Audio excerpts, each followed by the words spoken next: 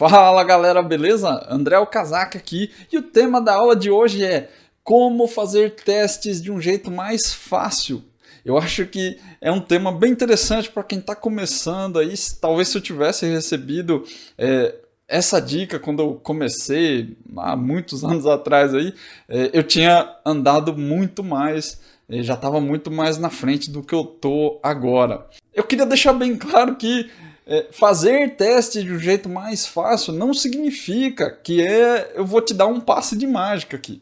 Muita gente vai na internet, vai no YouTube, no Facebook, nos grupos, no Stack Overflow, e a gente quer tudo pronto. A gente quer tudo mastigado. Pô, me dá aquela sacada, me dá aquele código pronto, me dá a solução do meu problema. A gente hoje é muito imediatista. Você tem que ter ciência de que não existe isso. Certo? Eu falo isso repetidamente aqui no canal, justamente porque eu não quero que você venha aqui assistir meus vídeos, assistir minhas aulas para falar que, pô, eu achei que eu ia sair daqui e ia resolver todos os meus problemas. Não é isso. Testar não é uma coisa extremamente difícil, né? Mas é uma habilidade. E como qualquer outra habilidade, você precisa desenvolver, você precisa aprender, você precisa praticar. Não é uma coisa que você vai conseguir do dia para a noite. Você precisa praticar, estudar. Então, não é um passe de mágica. Eu sei que a gente sempre fala aqui no nosso meio que toda hora falta tempo para fazer as coisas. Mas eu não consigo porque a empresa não deixa, porque é difícil de testar porque nunca dá tempo. Eu sei que é difícil, eu sei que a sua vida é difícil, a minha vida também é difícil, a vida de todo dev é difícil, todo mundo sofre com falta de tempo, não tem jeito, quanto mais tempo você tenta arrumar, parece que menos tempo sobra, né? Mas como eu sempre digo, tempo é uma questão de prioridade aí, então existe um ajuste que você tem que fazer. Mas eu não vim aqui hoje para falar sobre tempo e nem prioridade, certo? Então hoje eu quero te passar uma dica que eu acho que vai te ajudar muito, né?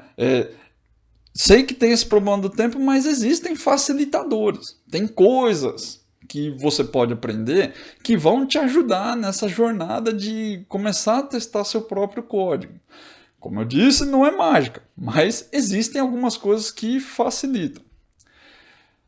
Vamos primeiro racionalizar aqui o que dificulta os seus testes. Eu não sei se você já parou para pensar nisso. Às vezes eu uso bastante essa frase, não sei se você já parou para pensar, porque às vezes eu sinto que na nossa vida de dev aqui, na nossa correria, sempre correria, né? Parece que a gente não para pensar. A gente simplesmente não reserva um tempo para respirar, para refletir. Parece papo de Buda, sei lá, de monge, mas não é. São coisas simples que você pode fazer no seu dia a dia que trazem muito resultado. Parar para pensar, parar para analisar o que você está fazendo. Não adianta você trabalhar igual um maluco, igual uma maluca, entrega, digita. Não adianta, não é assim que funciona. A gente já tem pouco tempo. Toda hora o nosso prazo é apertado. Então você tem que desenvolver estratégias para otimizar o seu tempo de trabalho, né, para conseguir aplicar um esforço grande naquilo que vai te trazer um grande resultado. E não em perder tempo com um detalhe idiota. E para isso você precisa parar às vezes e pensar. Parar para pensar, respirar. Pô, deixa eu analisar aqui o que eu estou fazendo, como eu estou fazendo. Se você já parou para pensar nisso, o que dificulta você a fazer seus testes? Provavelmente você vai cair em alguma dessas coisas que estão listadas aí na tela. Pô, eu não tenho tempo. Desculpa universal, como eu falei já em vários vídeos. Eu não sei fazer. Pô, cara, não consigo entender. Tecnicamente, para mim é difícil. Ah, mas a minha empresa não tem a cultura de fazer teste. Ah, mas lá é difícil, meu chefe não deixa. Tem várias coisas que jogam contra. Várias delas. No seu dia a dia, na sua correria aí, na sua empresa, cara, na sua carreira, tem um monte de coisa que vai jogar contra. Uma das coisas que eu tenho observado já há algum tempo, e foi por isso que eu resolvi gravar esse vídeo, que mais dificulta os nossos testes não é o tempo, não é a dificuldade técnica, como eu disse, tempo sempre vai faltar. Dificuldade técnica, você vai ter sua carreira inteira, cara. Eu não sei se você começou agora, se você já tem 300 anos de área aí, mas se você começou agora e está sentindo dificuldade técnica, eu sinto te informar que isso é uma coisa que vai te acompanhar o resto da sua vida profissional. Infelizmente, pra gente é assim que funciona. Não é igual você aprender matemática para dar aula, por exemplo, língua portuguesa. Português às vezes até muda um pouco, assim, mas matemática, história, geografia, essas coisas mudam muito raramente, assim. É uma coisa que você não vê uma mega novidade no campo da matemática que muda a forma de ensinar ou que muda as coisas que você aprendeu. Não existe. No nosso caso, infelizmente, cara, a todo momento brota um framework novo, um jeito novo de fazer, um paradigma novo, toda hora aparece. Então, tecnicamente falando, a sua dificuldade vai te acompanhar o resto da vida. Então, não é uma coisa que você tem que resolver, é uma coisa que você só tem que aceitar, porque você vai continuar estudando. A parte técnica do teste raramente é o seu problema. Ela pode ser o seu problema agora, porque você não sabe, você não tem esse conhecimento agora, mas daqui a algum tempo, 6 meses, 1 ano talvez, para você vai ser bobagem, vai ser peanuts ali, um detalhezinho idiota que você já aprendeu e já passou. É diferente do que acontece também com outras áreas da programação, a parte de teste não muda tanto assim. Existem evoluções nos frameworks, algumas coisas mudam, mas de forma geral, difícil você ver uma mudança muito abrupta, assim. O NUnit, por exemplo, que foi o primeiro framework que eu tive contato quando eu comecei a testar, ele não é tão diferente agora do que era quando eu comecei, lá para 2006, 2005. Não é tão diferente. Então, existem avanços, sim, as coisas mudam, mas também não é tanto assim para você se preocupar. Não tanto quanto a velocidade com que você tem que aprender JavaScript e C Sharp, por exemplo. Que aí são coisas mais críticas, né? Demandam mais velocidade de aprendizado. Cultura na empresa, cara, desencana disso aí. Eu canso de falar aqui, vou continuar falando a todo momento. Cultura não é uma coisa que depende de você. Você não vai mudar uma cultura da empresa, a menos que você seja o dono da empresa, ou que você seja o CIO da empresa, sei lá. As chances são que você não é. Você está me vendo aqui, provavelmente você não é o CIO e nem o dono da empresa. Você não vai mudar a cultura, cara. Desencana. Não vai rolar. Por mais que você queira que as pessoas testem ou que eles te deem tempo de testar, não vai acontecer. Não depende de você. E aí não adianta você se estressar com coisas que não estão no seu controle. Porque se você não tem controle sobre aquilo, o estresse nunca vai passar, porque você nunca vai conseguir resolver. Então para de botar culpa na empresa. Para de botar culpa no seu chefe. Para de botar culpa na sua equipe. Eles não têm culpa. Você não está testando por causa deles. Você está deixando de testar por outras coisas. É você mesmo que não está querendo. Ou você não está priorizando, sei lá. Mas você está se atrapalhando na hora de testar. Você está se bloqueando. Talvez você escute isso agora, e aí você vai ficar indignado, indignada. Aí, mas isso aí é um absurdo, você falar isso porque você sabe testar. Né? E não é. Posso te garantir que não é. Eu pensava assim também. Eu ficava botando a culpa na empresa, nas outras pessoas e... Não vale a pena, não vale a pena. A vida é muito mais fácil quando você consegue se estressar com as coisas que você tem controle. É uma coisa para você levar, não só aqui na área de teste, para sua carreira. Tem coisas que não vale a pena. Simples assim, não vale a pena. Então, cara, gaste seu estresse com aquilo que importa, com aquilo que você pode mudar. E cultura da empresa definitivamente é uma coisa que você não muda. Agora, uma coisa que eu venho observando e que realmente causa uma grande dificuldade, não só em mim, mas na maioria dos devs com quem eu já trabalhei, com quem eu trabalho hoje, não tem nada a ver com isso aí. É uma outra coisa. E é arquitetura. Arquitetura é a coisa que mais atrapalha os devs na hora de testar. É essencial que você saiba pelo menos o básico sobre arquitetura. Eu sei que a arquitetura tem um monte de coisa que não é uma coisa mega simples de entender, mas o cerne da coisa, o coração da arquitetura, Não tem a ver com design patterns, não tem a ver com microserviços, não tem a ver com infraestrutura, com nuvem, não tem nada a ver com isso. O coração da arquitetura é você entender sobre limites e responsabilidades. Aonde começa uma coisa e aonde essa coisa termina. E o que essa coisa precisa fazer que as outras coisas do seu sistema não fazem. É simples assim. E aí, para cada limite que você ultrapassa, esse conceito se aplica de uma forma diferente. É raro você ver arquitetos falando sobre isso. Mesmo na internet, mesmo grandes especialistas aí, não é comum eles falarem diretamente sobre isso. Na cabeça deles, eles têm esse conceito muito forte. Não estou dizendo que eles não são especialistas no que eles falam, não é isso não. Mas é muito difícil você ver arquitetos que verbalizam isso, né, que externam esse conhecimento. Eles falam de outras formas, né, indiretamente, de formas diferentes. Mas às vezes é difícil ler essa entrelinha. Então, vocês têm que saber sim sobre design patterns, sobre boas práticas, sobre várias outras coisas, sobre desenhos arquiteturais. Tem que saber várias coisas. Mas, lembra sempre disso. As duas palavras mais importantes, limites e responsabilidades. Isso é extremamente importante. São esses dois conceitos que vão tornar o seu código mais simples. Seu código fica mais fácil de mexer por causa disso, por causa dos limites e das responsabilidades de cada classe, de cada método que você define. Código simples gera teste simples. E o contrário também é verdadeiro. Código complexo vai gerar teste complexo. Quanto mais difícil for o seu código, mais difícil ele é de testar. E o que torna o seu código simples é o seu conhecimento sobre arquitetura. Código que faz muita coisa é difícil de testar. E aí, eu quero que você agora pare um pouco para começar a puxar na sua memória aqui os códigos que você tem mexido nas últimas semanas, nos últimos dias. Para um pouco agora. Tenta lembrar como eram os métodos, como eram as classes. Vê se você lembra, se você mexeu em uma classe, por exemplo, que tinha menos de 500 linhas.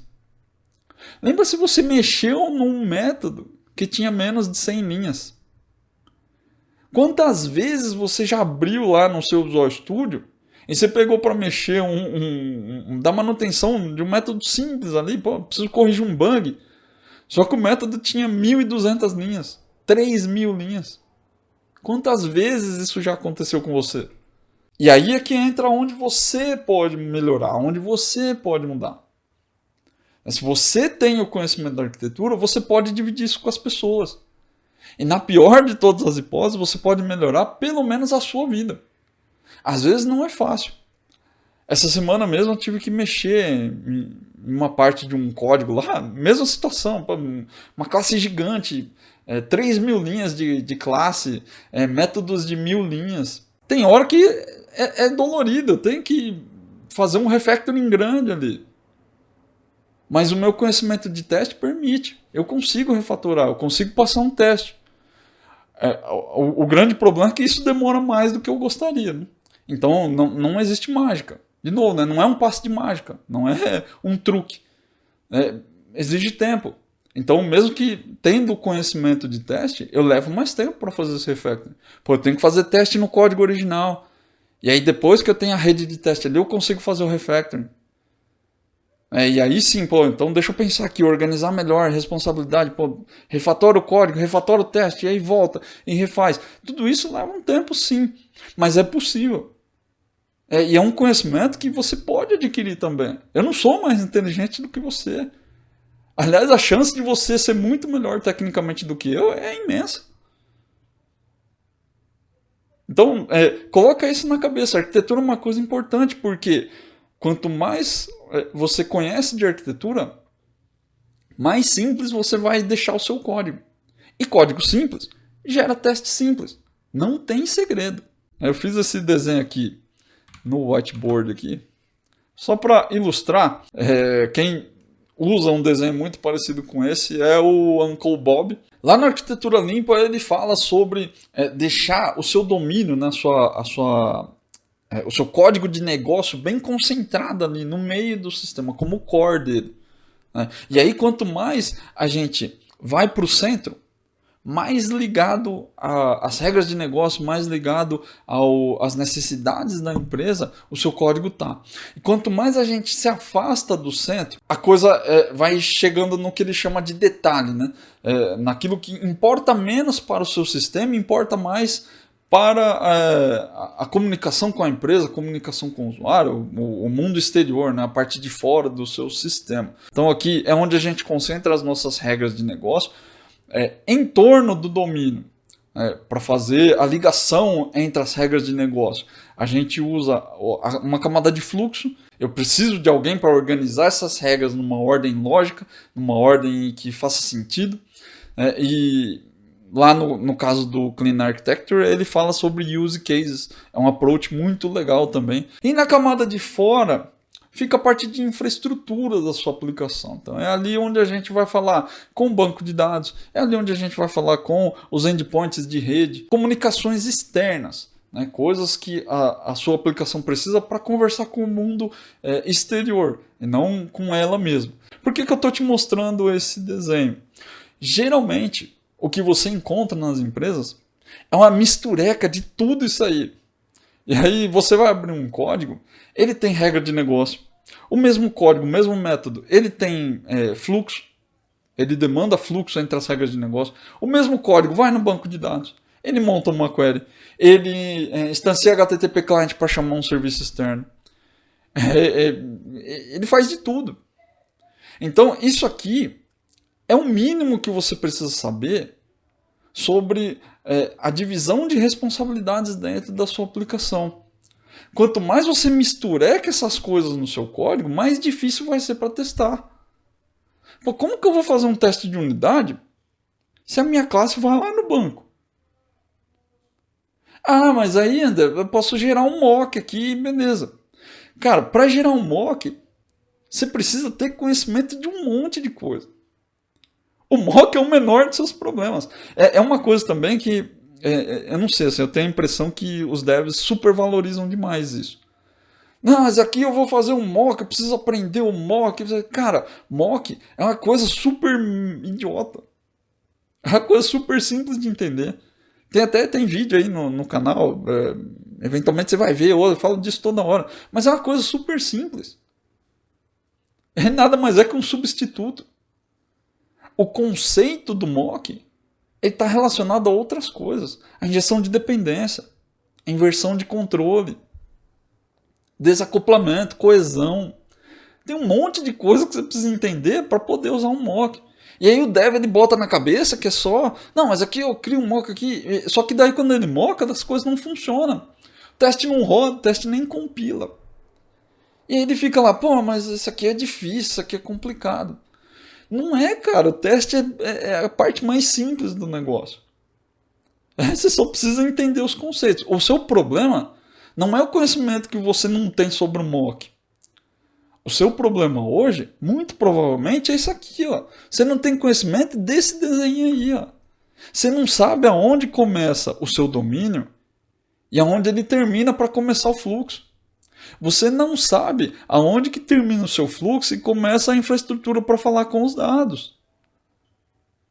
Você não sabe onde termina o seu fluxo para falar lá com os seus endpoints HTTP, com um serviço externo, para fazer um consumo de uma outra API. Você mistureca tudo isso aqui, ó. Domínio, regra de negócio e chama não sei o que. E aí para você é tudo muito simples, porque o código está funcionando. Ele pode funcionar e vai funcionar. É muito provável aí que seu código está lá em produção e está rodando. A questão é, quanto tempo você leva para testar isso? Como que você faz para testar uma alteração numa regra de negócio? Esse é o problema. Não é entender sobre o teste, seu problema não é o tempo que você leva. Não é isso. Você está escrevendo o código do jeito errado. Ou melhor, às vezes eu não gosto de usar esse termo, pô, tá fazendo errado, parece que você tá cagando tudo lá e vai ser demitido, sei lá, um profissional ruim. Não é isso. É só que você provavelmente não está dedicando tempo para estudar as coisas certas. Né? E aí você está otimizando o seu tempo para aprender coisas que não estão te dando resultado. Esse é o ponto. Muitas vezes é melhor você não ter tanto domínio assim do C Sharp, do .NET, aquele recurso mega rebuscado que tem lá na versão 10 do .NET, do C Sharp. E aí, agora você faz isso aqui com funcional, uma linha de comando você resolve. Às vezes eu vejo as pessoas se prenderem muito a isso. Não, aqui você usa, em vez de usar lista, você usa um read-only list, ou não, você usa um immutable list, usa um hash set, porque é mais rápido, ele é microsegundos, nanosegundos mais rápido. Cara, isso é um tipo de otimização que é muito, muito, muito específico. É interessante, eu gosto, eu acho, até incentivo as pessoas a estudarem isso, não acho que é ruim. Né? Mas é que às vezes a gente valoriza isso demais em detrimento das coisas que vão dar resultado. Então, às vezes é melhor você tentar entender melhor essa questão de limite de responsabilidade, parar de ficar misturecando isso aqui tudo aqui, ó, e estudar um pouco menos sobre o C Sharp, estudar um pouco menos sobre aquele recurso do Visual Studio, sobre usar Entity. Cara, eu vejo gente pirando, falando que não, porque o Entity Framework é muito melhor do que o Dapper, e porque eu sou time Dapper, eu prefiro o Dapper, acho que ele é bem melhor. Infelizmente já tive problemas com o Entity, mas, cara, são detalhes que às vezes não vale a pena você ficar discutindo. É uma coisa que você pode aprender. Ah, mas isso aqui é melhor, aqui eu posso usar Unity of Work, aqui eu posso usar o pattern não sei o que lá. Cara, pattern é bom, é legal também, mas assim, será que você sabe quando usar?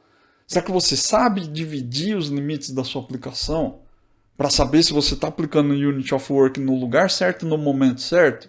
Eu arrisco a dizer que muitas vezes não. Muitas vezes não, porque a gente está atropelando o conhecimento. A gente está aprendendo as coisas na ordem errada. Veja, isso aqui é um desenho bem simplório. Existem muitas coisas entre isso aqui, esse desenho de bolinha aqui, com a implementação que você vai fazer no seu código. Mas no mínimo você tem que começar a tentar entender. Entender como a pessoa que desenhou o sistema, que arrisco a dizer aqui que não foi você, que foi uma outra pessoa, tenta entender a linha de pensamento dela. Né? Tentar entender por que ele coloca a regra num lugar e uma outra coisa que parece uma regra está em outro lugar. Por que ele fez isso? Será que ele fez certo? Qual foi a linha de pensamento que ele tinha quando ele desenhou? Será que eu posso seguir essa linha? Não, essa linha é boa, vou seguir. Não, essa linha eu não gosto. Eu prefiro um outro approach. À medida que você vai entendendo isso, que você dedica tempo para entender, o seu raciocínio, né, a sua cabeça, ela vai começar a pensar mais nisso. Você vai começar a bater o olho nas coisas e falar, isso aqui eu acho que está errado. Não, isso aqui, se eu colocar aqui, eu vou aumentar a duplicação de código. Se eu colocar aqui, eu não consigo reaproveitar. É uma coisa que você provavelmente também não está pensando. Será que o nível de duplicação do meu código é muito grande? Por que será que a gente duplica código? Será que é mais fácil dar Ctrl+C, Ctrl+V numa regra? Ou será que é mais fácil só chamar um método? Não é à toa que a duplicação de código aparece. Ela aparece geralmente porque a gente deformou o desenho. Você colocou a regra no lugar errado. E essa regra ela não é reaproveitável. Eu garanto para você que o cara que fez Ctrl+C, Ctrl+V da regra, ele preferia chamar um método. Mas às vezes ele não conseguia. Às vezes tem gente que faz um esforço para deixar o negócio errado, eu entendo isso. Claro que eu tô exagerando aqui, mas existe. Infelizmente existe. Mas, se for uma linha só que eu chamo aqui funciona, por que não? É uma tendência muito mais simples do que duplicar. Para duplicar vou ter que olhar, vou ter que ver se funciona, vou ter que ver se está tudo bem. Então, dá uma olhada nisso também, a quantidade de duplicação de código que tem dentro do seu sistema. Provavelmente ela é grande. E aí, de novo, é grande porque vocês estão misturando tudo. Vocês não estão sabendo dividir regras, vocês não estão sabendo dividir as chamadas externas. Vocês não estão entendendo o que é fluxo, o que é transporte, o que não é. Vocês estão misturando. E aí quando essa mistura acontece, a bagunça chega. E aí, geralmente essa conta vai ser descontada lá no teste. Ah, caramba, não dá tempo de testar. Pô, claro que não dá tempo de testar. Como que você vai testar uma classe de 1000 linhas? Demora, né? Quanto tempo você demora para testar uma classe de 10 linhas? Eu aposto que é muito mais rápido do que uma que tem 100, uma que tem 1000. Não precisa ser mega inteligente para entender isso. Você não precisa ser um programador mega experiente para conseguir visualizar isso. Né? É muito mais fácil testar uma classe pequena, um método pequeno. Pensa nisso aí, ó. São vários desses detalhes que contam. E é isso que está te atrapalhando. O seu problema de tempo provavelmente não é só tempo, não. Eu vou te mostrar um código aqui que eu trouxe de exemplo, que já está acabando o nosso tempo também aqui. Ó.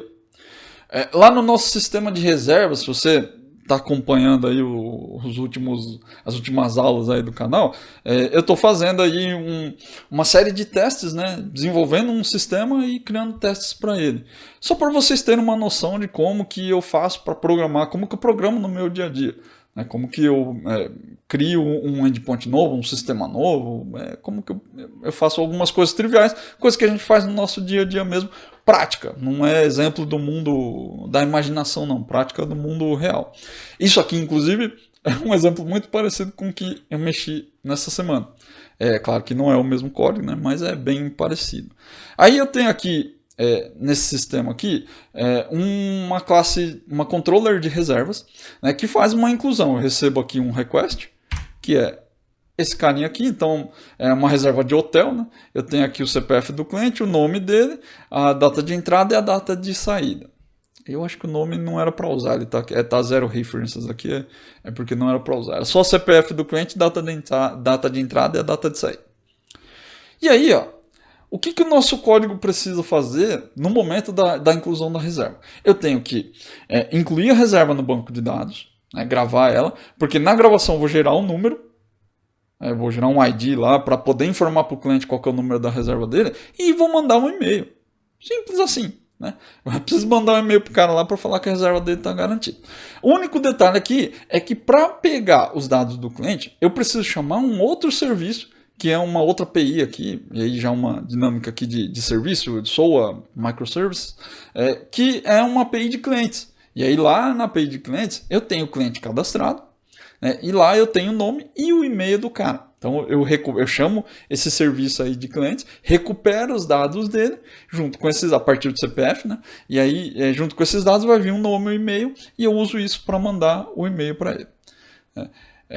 O nosso código, olha só o que ele faz. Ó. Ele instancia aqui, dentro da controller, ele já instancia HTTP client para fazer a chamada do nosso serviço, né? Então, e aí ele vai dar um get async aqui, com o result, inclusive, né? Não está nem usando async await. E aí ele pega o retorno em JSON, né, e vai deserializar para essa classe aqui. Ó. Deserializou, eu tenho que fazer uma checagem. Pô, eu tenho que ver aqui se retornou dado do cliente, porque de repente eu faço essa chamada aqui e não retorna cliente nenhum, CPF 0, por exemplo, que não existe na base. E aí eu tenho que retornar uma mensagem lá para o chamador. Ó, devolvo um objeto anônimo aqui, ó, o cliente informado não foi encontrado. Se o cliente existe, eu faço a criação de uma nova reserva. Esse cara aqui já foi criado lá atrás, nas outras aulas. Né? Vou deixar os links das aulas aí, você pode pegar ela aí. Vai aparecer aí em cima, em algum lugar aqui sei lá. E aí, ele vai criar uma nova reserva, vai chamar o repositório e vai fazer a inclusão. Né? Se ele conseguir incluir lá no banco, e aí ele vai retornar aqui sucesso ou não sucesso. Né? Se for sucesso, ele vai preparar o e-mail do cliente. Então ele monta aqui o HTML do cliente, do e-mail. Né? Instancia SMTP client para mandar o e-mail e dá um send aqui, né? Dá um new mail message. Isso aqui, se você não tem familiaridade com isso, está começando aí, é tudo o código que você acha na internet, na documentação da Microsoft, nada demais aqui. Claro que isso aqui eu elaborei só para para poder exemplificar, né? Não está 100% funcional, ainda faltam algumas coisas, né? Não setei o host aqui, faltam algumas coisas. Mas é só para você poder entender o ponto geral aqui, né? E aí, se eu conseguir mandar um e-mail para ele, reserva efetuada com sucesso. Se eu tentei incluir e não consegui, por algum motivo deu um erro, eu só vou retornar aqui, erro, efetuar a reserva e tamo de boa lá, mostra essa mensagem na tela, sei lá, faço alguma coisa com ela. Veja só a quantidade de coisas que esse código faz. Eu tenho aqui a instância de HTTP Client, eu tenho aqui a instância de reserva repository, e eu tenho aqui a instância de SMTP Client para mandar um e-mail. Então eu tenho um monte de dependências aqui. Já logo de cara, já dá para ver que não é possível fazer teste de unidade nesse método aqui. Porque com a instância de HTTP Client, eu obrigatoriamente vou ter que sair e fazer uma chamada na rede. E aí... não sei se você sabe ou não, mas dentro dos nossos testes de unidade não tem conectividade. Então eu estou testando o código da aplicação, não estou testando a comunicação na rede. Então nosso teste de unidade não pode ter comunicação em rede. Aqui, esse new aqui já inviabiliza o teste. Então, para poder fazer um teste aqui, eu já vou ter que fazer um refactor. Outro ponto, repositório. A classe de repositório que vai no banco de dados. Então aqui no incluir eu estou usando MongoDB. E aí ele está usando aqui insert one async do driver do Mongo. Para fazer esse cara também preciso ir na rede. Então aqui já tem o SMTP Client aqui, mesma coisa. Para fazer teste aqui já é missão impossível. Não tem como testar isso aqui de forma separada, né? Fazer um teste de unidade. Não tem como. Porque aqui eu já tenho vários acoplamentos. Isso aqui, por si só, já é um problema de arquitetura. Eu não posso ter dependência com os recursos da rede. Então lembra aqui do nosso desenho, o recurso da rede está aqui, ó. Dados, HTTP, tá vendo? Ele está na última camada do nosso sistema. Na parte exterior. Assim como a controller. Né? E aí, veja só a mistureca que está aqui. Ó. Pô, eu tenho um monte de coisa de fluxo. Pô, eu consegui obter o dado do cliente. O fluxo é aqui. Ó. O endpoint, que é a nossa controller, ele está na infraestrutura. Como eu disse, claro que dentro do seu projeto não é bem assim que você vai desenhar, né? Tem alguns detalhes aqui, mas ele está na camada exterior do seu sistema, né? É um detalhe de implementação. E aí ele está misturado já com o fluxo. Tem algumas coisas aqui que estão misturadas com regra. Pô, será que fazer a checagem de sucesso aqui eu posso incluir? Será que eu tenho que fazer uma checagem para ver se eu posso incluir ou não? Né? Ah, não, eu tenho aqui, ó, criar nova está dentro do reserva, que é uma classe do domínio. Do projeto de domínio. Ah, então aqui já está um pouco separado. Mas é porque isso aqui a gente já tinha feito lá atrás. Né? E aí eu só reaproveitei. Então, a montagem do e-mail.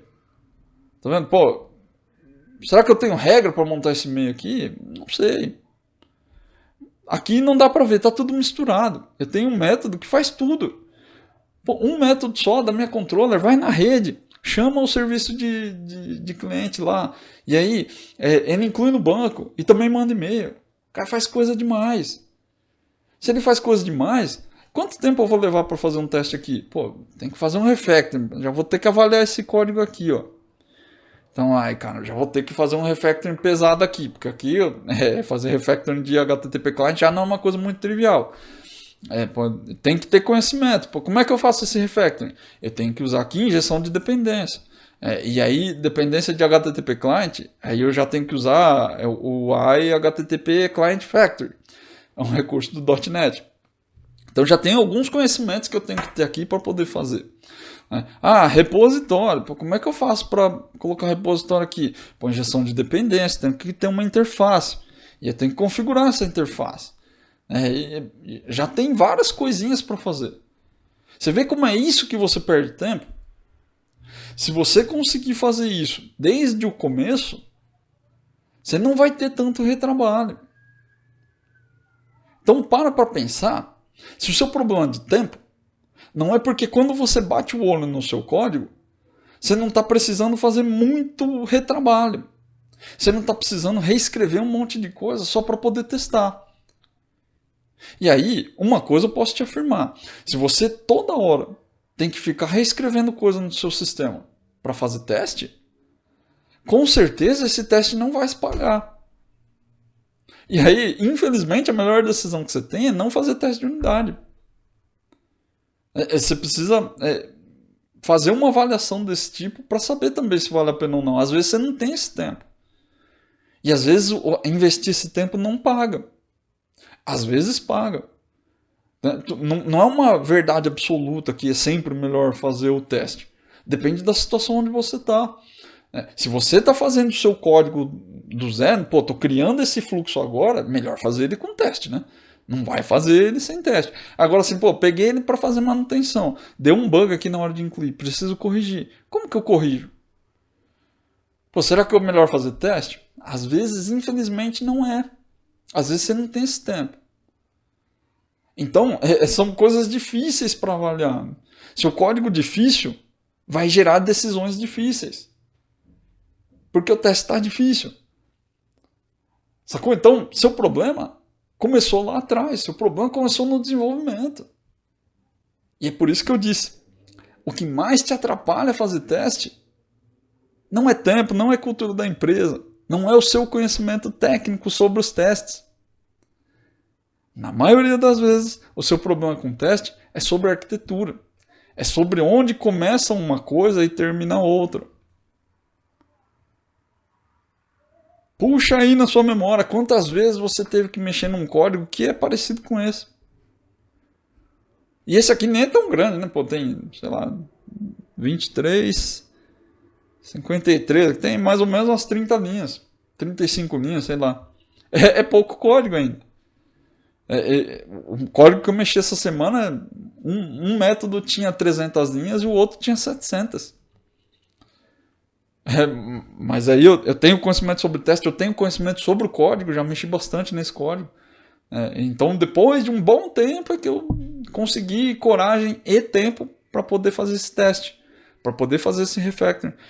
Foi uma combinação ali de coisas, né, de coisas propícias, né, de possibilidades. Pô, essa alteração, ela obrigatoriamente vai ter que ter um teste maior ali com a área cliente. Então, eu tinha a oportunidade de fazer. Mas não é sempre que eu consigo. E isso é comum. Vai acontecer com você também. Então, são coisas que você só vai aprender fazendo teste. Só que quando você pega o código e toda vez ele está bagunçado desse jeito aqui, ó, misturecado aqui, ó, isso aqui é um tudão, não vai dar certo. Você não vai conseguir, não tem tempo. Ninguém vai querer pagar para você reescrever um negócio que já devia estar certo. Então, não estou dizendo para você arrumar o seu sistema inteiro. Não estou dizendo para você reescrever tudo, que está uma porcaria. Eu sou esses que fica xingando toda hora. Pô, isso aqui tá uma droga, cara, não tá dando para mexer, tá ruim. Eu mexo aqui, quebra ali, tá difícil, precisa ter teste. Eu sou desses que reclamam. Mas eu não fico alterando tudo toda hora. Porque eu sei que não vale a pena. É um misto de experiência, é um misto de várias coisas, de conhecimento que eu tenho. Tem várias coisas envolvidas aí para poder chegar nessa análise. Então por isso que eu estou dizendo, não quero que você reescreva tudo que você está fazendo agora. Mas começa a dar mais atenção para isso nos seus estudos. Começa a focar mais em arquitetura. Entender. Não ficar só fazendo curso. Só enfiando coisa na cabeça, assistindo vídeo toda hora. Não. É entender. É analisar o seu dia a dia.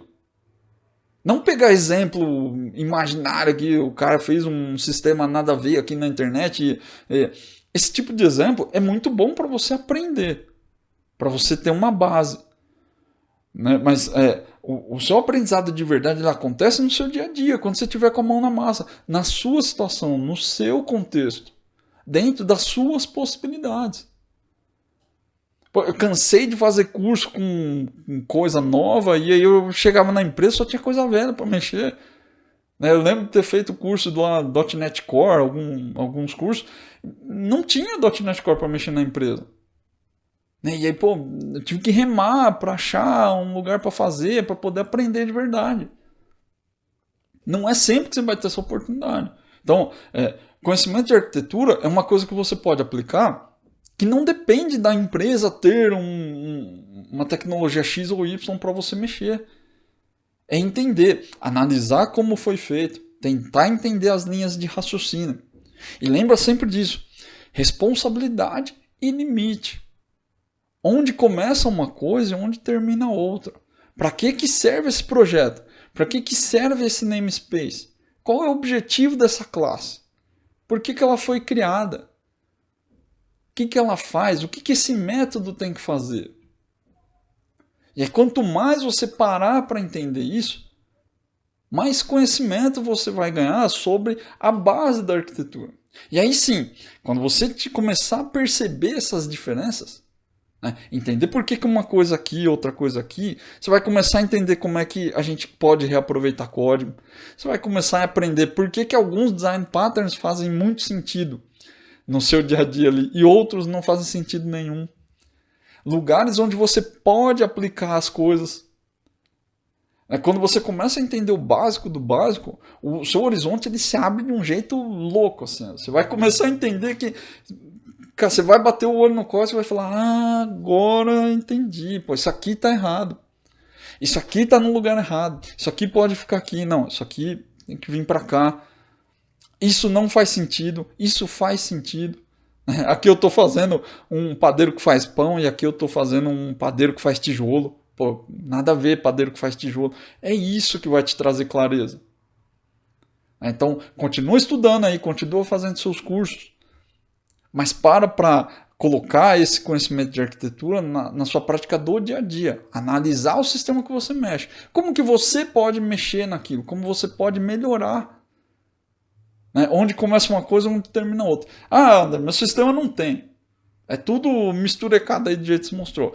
Cria o seu. Começa você a separar.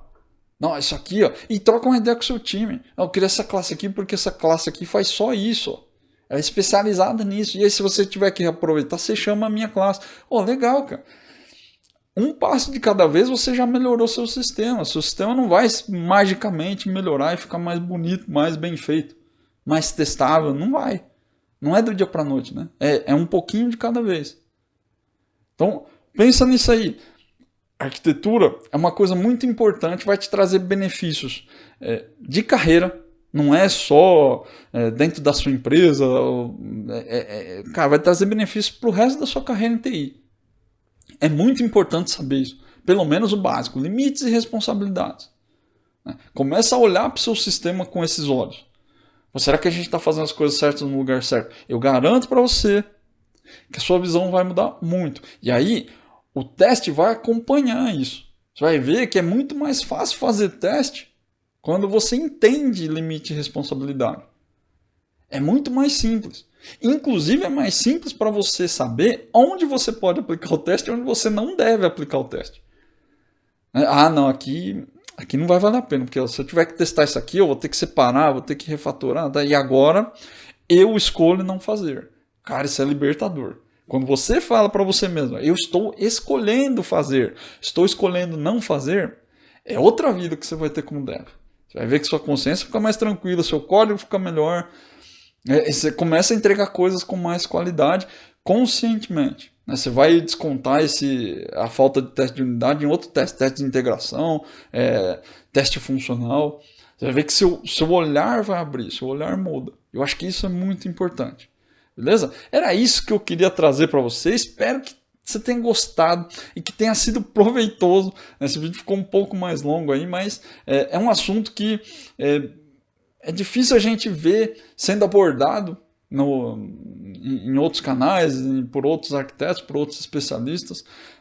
E como eu disse, não é que eles não sabem, é só que eles não, a maioria deles, né, eles não conseguem verbalizar isso. Eles entendem isso internamente, mas às vezes não fica claro que os outros devs não têm essa visão. E que a gente precisa despertar isso nos devs. Se a gente quer melhorar a área, a gente precisa melhorar todo mundo junto. né? E quando a gente tiver uma consciência melhor sobre a arquitetura, o sistema que eu mexo vai ser melhor, o que você mexe vai ser melhor, e o trabalho de todo mundo melhora junto. Então, espero que você realmente tenha gostado. Se você tiver alguma dúvida, se você tiver alguma coisa que, cara, você está viajando, nada a ver, deixa um comentário aí também para mim. Se você gostou também, deixa um comentário. É muito bom trocar essa ideia com vocês. Sempre recebo bons feedbacks da comunidade aí, o pessoal curte. Eu sei que muitas vezes os vídeos são longos, aí pô, você não quer ficar parando para ouvir aí, mas acho que tem muita coisa que vale a pena aí para você escutar e para te ajudar no seu dia a dia. Beleza? Um grande abraço e até a próxima aula.